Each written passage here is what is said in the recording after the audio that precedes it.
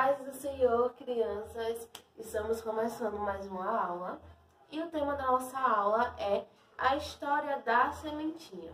A nossa leitura, você pega a Bíblia de vocês e abre em Marcos 4, do 30 ao 34, tá certo? Chamo o papai e a mamãe para ler com vocês, ok? Eu vou começar a ler a historinha para vocês, tá certo? E a gente vai conversando durante a aula, ok? Durante o tempo em que esteve neste mundo, Jesus separou para si quantos discípulos?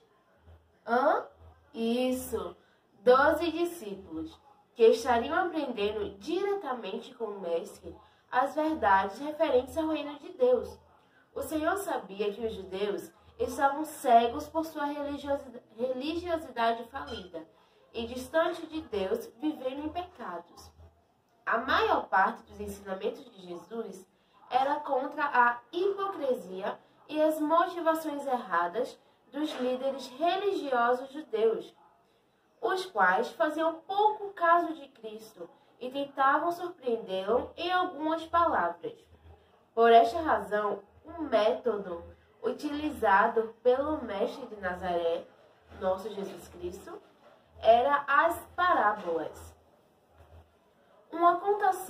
A parábola é uma contação de história que trazia lições profundas acerca do funcionamento do reino de Deus. Embora Cristo tenha sido bem simples na forma de explicar as verdades do reino, muitos ainda não compreendiam o que o mestre queria dizer. Uns, por conta da sua incredulidade, não conseguiam aceitar o fato de o Messias surgir de uma forma tão humilde e simples como nasceu o nosso Senhor Jesus Cristo.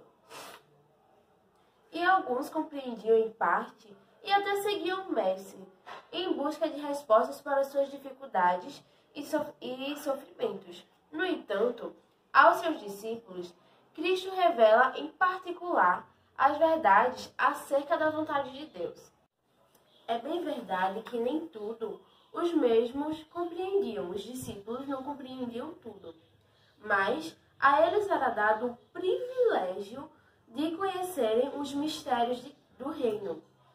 Durante as oportunidades que recebia para falar, Jesus contou muitas histórias, dentre elas a história da sementinha. O Senhor comparou o reino de Deus a uma semente de mostarda. Diante de outras sementes encontradas na natureza, essa é a menor semente que podemos observar. Ela é o quê? A menor semente que podemos encontrar na natureza. Contudo, ela possui uma característica que a torna adequada para o exemplo que Jesus usou. Depois de brotar, a semente de mostarda cresce e se torna uma árvore de médio porte.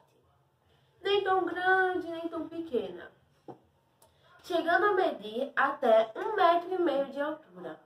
Parece inacreditável como uma semente tão pequenininha pode crescer e se tornar uma árvore tão frondosa. Por esta razão, Jesus explicou que até mesmo os passarinhos fazem ninhos entre os seus galhos, pois os seus ramos se tornam longos e fortes. Através dessa história, Jesus ilustrou para os seus discípulos o que ocorreria por intermédio deles neste mundo. O reino de Deus deveria ser anunciado a todas as pessoas, em todos os lugares. E assim aconteceu. Jesus começou anunciando o Evangelho junto com seus discípulos e poucas pessoas o seguiam, até que muitas outras ouviram as boas novas e viram as boas novas de Cristo. E isso cresceu, e Cristo cresceu entre as pessoas, o Messias prometido. À medida que o Evangelho era anunciado, a pequena semente que anteriormente parecia pouco significativa, cresceu e deu fruto em abundância, de modo que o reino de Deus se expandiu por intermédio dos discípulos e chegou até nós, os novos discípulos de Cristo. O reino de Deus é semelhante ao desenvolvimento da semente de mostarda. Seu crescimento é um processo contínuo e gradual, que termina com a produção de muitos frutos, ou seja, uma grande colheita que ainda está por vir. E essa grande colheita somos nós e todos os nossos amigos que irão aceitar a Cristo, nós cremos nisso. E o que devemos fazer para ajudar nessa colheita? Devemos falar de Deus, de Cristo, a mensagem de Cristo, para o nosso amiguinho da escola, para o nosso coleguinha, nosso vizinho, para a mamãe, para o papai, para a vovó, para o vovô, para o tio, para os nossos primos, e assim fazer com que eles conheçam a palavra de Cristo e que continue a dar fruto, ok? Parece um trabalho bem simples e que não tem muito significado, mas tem sim. Não importa se o nosso nome vai ser lembrado ou não por fazer isso, pois a obra é de Deus e somente dele, e ele tem que ser glorificado, não a gente, tá certo? O nosso propósito aqui não é nos gloriarmos pelas vidas ou pelos frutos que daremos a Deus, mas sim glorificar a Ele. Amém? E que esse amor e bondade de Cristo nos cerque os nossos amigos para todo sempre.